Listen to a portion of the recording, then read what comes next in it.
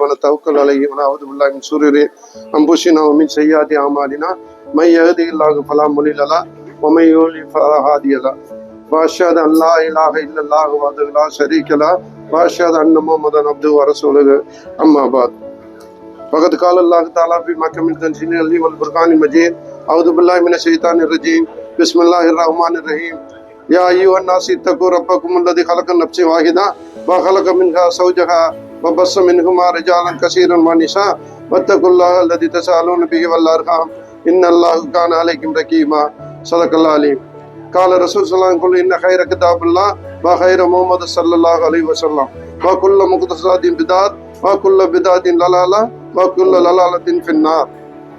அல்லாஹ்வின் நல்லடியார்களே, அன்பு சகோதர சகோதரிகளே, உங்கள் அனைவரும் மீதும் ஏக இறைவனின் சாந்தி சமாதானம் உண்டாகட்டுமாக. நம்ம இன்னைக்கு நோன்பு திறக்கிறதுக்கு வந்திருக்கிறோம். நம்ம வீடியோ எல்லாரும் சகோதரர்கள் இன்னைக்கு விருந்து கொடுக்குறாங்க. இந்த சாப்பாடு இன்னைக்கு எந்த வருஷம் செய்யற மாதிரி இந்த வருஷம் கொடுத்துருக்குறாங்க. இன்ஷா அல்லாஹ் அவங்களுக்காக எல்லாரும் துவா செய்யுங்க, அந்த அமைப்புக்காக துவா செய்யுங்க. இன்னும் நிறைய அமைப்புகள் நாளைக்கு இருக்கு, இன்னும் தொடர்ந்து இருந்துகிட்டு இருக்குது. இன்ஷா அல்லாஹ் யார் யாருக்குன்னா தேவைப்படுதோ அவங்க எல்லாம் நம்முடைய மேனேஜ்மெண்ட் நம்ம ஆரிஃப் தொடர்பு கொண்டுக்கிறோங்க. சகருக்கும் இருக்குது, நம்முடைய இஃப்தார் நிகழ்ச்சிக்கு ரெண்டுக்குமே நம்ம ஏற்பாடு பண்ணியிருக்கிறோம். நோன்புங்கிறது என்னான்னு உங்களுக்கு எல்லாருக்கும் தெரியும். நம்ம 11 மாசம் நல்லா 3 வேளையும் சாப்பிட்டது டைம், அந்த டயத்தை விட்டுட்டு இந்த 1 மாசம் நம்முடைய டைம் மாறப்படுகிறது. இந்த 1 மந்த் இந்த டைம் மாற்றப்படுகிறதுக்கு காரணம் என்ன? இது இந்த நம்ம பகல் ஃபுல்லா நல்லா சாப்பிட்ட மனுஷனை அப்படியே எல்லாரையும் பட்டின கிடக்க சொல்லி இறைவன் நமக்கு ஒரு நோன்புங்கிற ஒண்ணு ஏற்படுத்தி எல்லாரும் நோன்பு இருக்கணும். ஒன்லி முஸ்லிமுக்கு மட்டும் இல்ல, உலகத்தில் உள்ள அத்தனை மனிதர்களுக்குமே இது கட்டளையிடப்பட்டிருக்கிறது. இது குர்ஆன் எப்படி எல்லாருக்கும் சொந்தமோ அது போல இந்த நோன்பும் எல்லாருக்கும் சொந்தம். எல்லாருமே நோன்பு வைக்கலாம். இன்னைக்கு நிறைய மாற்று மத சகோதரர்கள் எல்லாரும் நோன்பு வச்சுக்கிறாங்க. எனக்கு தெரிஞ்சவங்க எல்லாருமே நோன்பு வச்சிருக்கிறாங்க. அதுக்கெல்லாம் என்ன காரணம் கேட்டீங்கன்னு சொன்னா, உங்களுடைய உடலை ஆண்டவன் மாற்றி காட்டுறான்.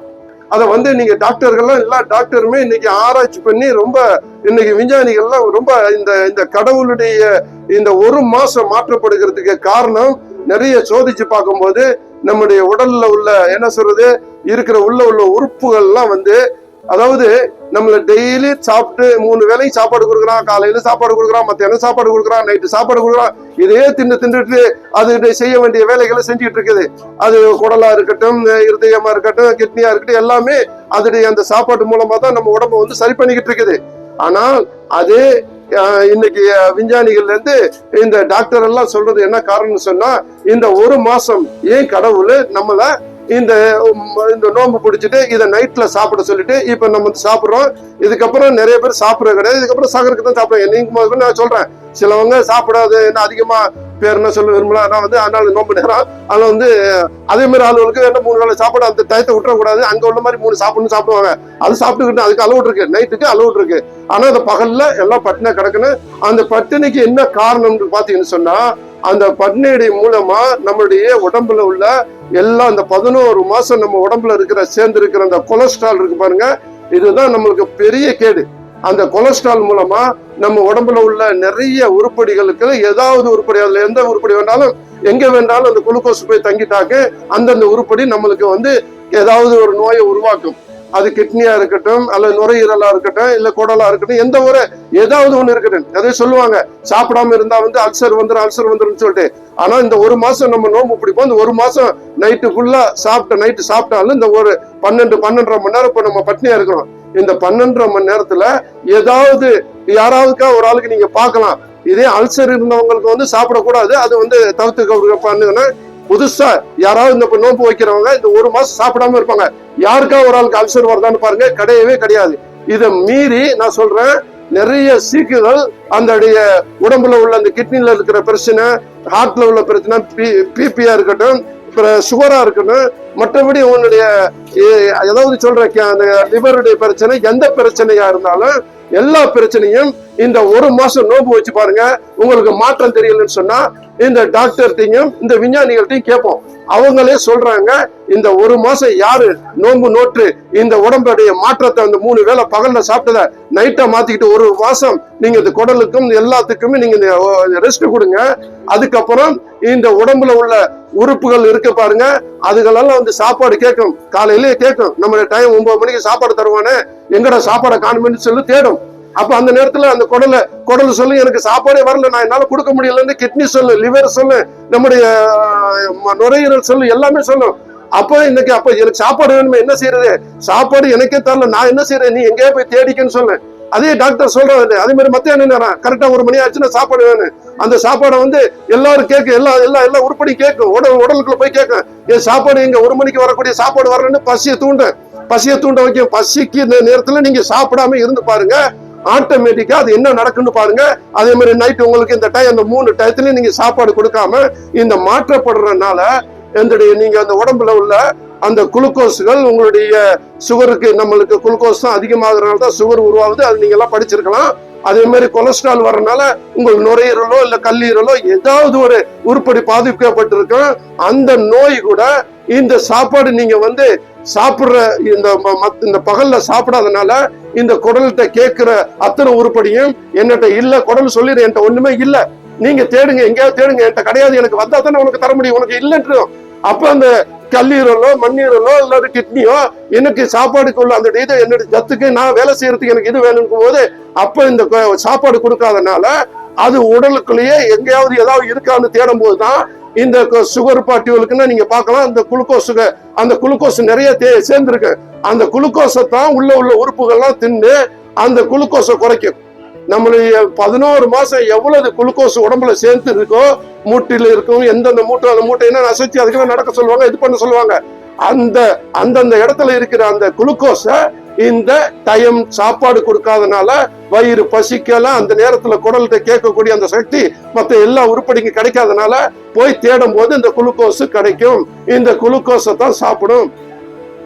இந்த குளுக்கோஸ் வந்து அந்த குளுக்கோஸை வந்து சாப்பிட்டு அதுவோ கொஞ்சம் நாளைக்கு கொஞ்சம் அந்த குளுக்கோஸ் வந்து என்ன சொல்றது, உடம்புல எங்கெங்கன்னா இருக்கும், எது பக்கத்துல இருக்கோ, கிட்னிக்கு பக்கத்துல இருக்கிற அது சாப்பிட்டுக்கிறேன், நுரையீரல் பக்கத்துல உள்ள அந்த அது சாப்பிட்டுக்கிறேன்.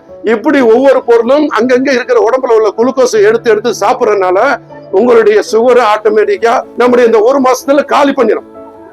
கண்டினியூவா சாப்பிடறதுனால அதுக்கே நீங்க நைட்ல அப்புறம் சாப்பிட்டு கண்ணா பின்னாடி சாப்பிட்டு மறுபடியும் சேர்த்துறாதீங்க. ஒரு லிமிட் இருக்குது. கண்ணாபுரம் நீங்க பாக்கலாம், நீங்க நிறைய சாப்பிடுவாங்க, அந்தந்த பஞ்சு அது இது பொறிச்சு வைக்கிறதுனா வந்து கண்ட்ரோல் இல்லாம சாப்பிடுவாங்க. ஆனா இங்க உள்ளத அதை எடுக்கிற நேரத்துல இதை வந்து நம்மளுக்கு பகல்ல எடுத்துரும். நீங்க நைட்ல அதிகமா சாப்பிட்டு மறுபடியும் சேர்க்காம உங்களுக்கு லிமிட்டா மாத்திக்கிறீங்க. அந்த நைட்டு நேரம் கொஞ்சம் லிமிட்டா சாப்பிட்டுட்டு நீங்க என்ன இறைவன் சொல்றான், உங்களுக்கு கொடுத்தத பட்னியா ஒரு 24 மணி எந்த மனிதாலும் இருக்க முடியாது.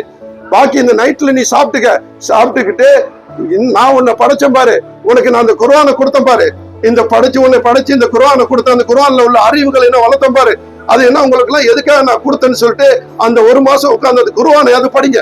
அந்த குர்ஆன்ல அவ்வளவு விஷயம் இருக்குது. அதுல என்னென்ன சொல்லி இருக்கிறானோ அதை நீங்க பின்பற்றுங்க. அந்த பின்பற்ற உங்களுடைய மூளைகளுடைய வளர்ச்சி வேற மாதிரியா போய்கிட்டு இருக்கும்.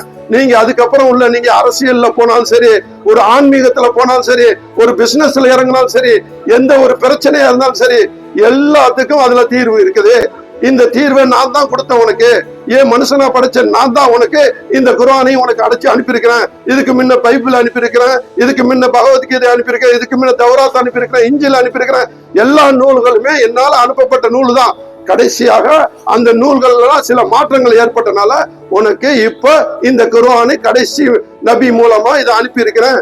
இதை நீ படிக்கணும், இதை படிச்சு மக்கள்கிட்ட நல்லபடியா நடந்துக்கணும், கெட்ட புத்தி வரக்கூடாது, தவறான வழி வரக்கூடாது, நீங்க எல்லாருக்கும் நல்லதா செய்யணும். யா அய்யுஹன் நாஸ் இத்தகு ரப்பக்கும் அல்லதி கலக நஃப்ஸ வாஹிதா, உங்களை படைக்கப்பட்ட அந்த ஆதம் நபி அவ்வாறுல தான் உங்களுக்கு நாங்க எல்லாரையும் படைச்சேன், அவருடைய மூலமா தான் நீங்கள் எல்லாம் வந்தீங்க. அப்ப ஜாதி மதம் எதுவுமே கிடையாது. இந்த ஜாதி மதம்னா தோண்டப்பட்டது எப்பன்னு சொன்னா இதுக்கு பிறகு தோண்டப்பட்டிருக்கு. இந்த மாதிரி ஜாதி மதமா ஆகி நீங்கள் எல்லாம் ஒவ்வொருக்குள்ள அடிச்சுக்கிறாம உங்களை கலக்க மின்கா சௌஜகாவா பஸ் மின்குமா ரிஜாலம் கசீரமா நிஷா வத்தக்குல்லா அல்லது தசாலுன பிகி வல்லாருகா, உங்களை எல்லாரையுமே ஆண் பெண் அந்த அதுதான், வேற ஒண்ணும் கிடையாது. ஒரு ஆண் பெண்ல இருந்து எத்தனை பேரையும் நான் படுத்தேன். எல்லாரும் உங்களுக்கு சகோதரர்கள், எல்லாரும் கலப்பான சேர்ந்த ரத்தங்கள். அந்த ரத்தத்துக்குள்ள நீங்க அடிச்சுக்கிட்டு சாகாதீங்க, எல்லாரும் ஒற்றுமையா இருங்க. அப்படிப்பட்ட ஒரு நல்ல ஒரு மனிதர்களாக வாழ்ந்துட்டு வர்றதுக்கு தான் இந்த குர்ஆனை நீங்க படிங்க. இந்த குர்ஆனை கொடுத்தது நான் தான். இந்த வேதத்தை கொடுத்தது எப்பன்னு சொன்னா, இந்த மாசத்துல நோன்பு மாசத்துல இந்த வேதத்தை அருள்னா, இந்த மாதத்துடைய புனிதத்தை நீங்க புனிதமாக எடுத்துக்கிட்டு நல்லா தொழுவுங்க, நல்லா வணங்குங்க, நிறைய படிங்க, நிறைய நல்லது செய்யுங்க. சக்காத்து கொடுக்கறாருக்கு, சதக்கா கொடுக்கறாரு, எதா இருந்தாலும் நீங்க இந்த மாசத்துல செஞ்சீங்கன்னு சொன்னா அதனுடைய நன்மை உங்களுக்கு ரெட்டிப்பா பல மடங்கு தரப்படும். இன்ஷா அல்லாஹ் அடுத்தடுத்த நிகழ்ச்சி நடந்துட்டு இருக்கு.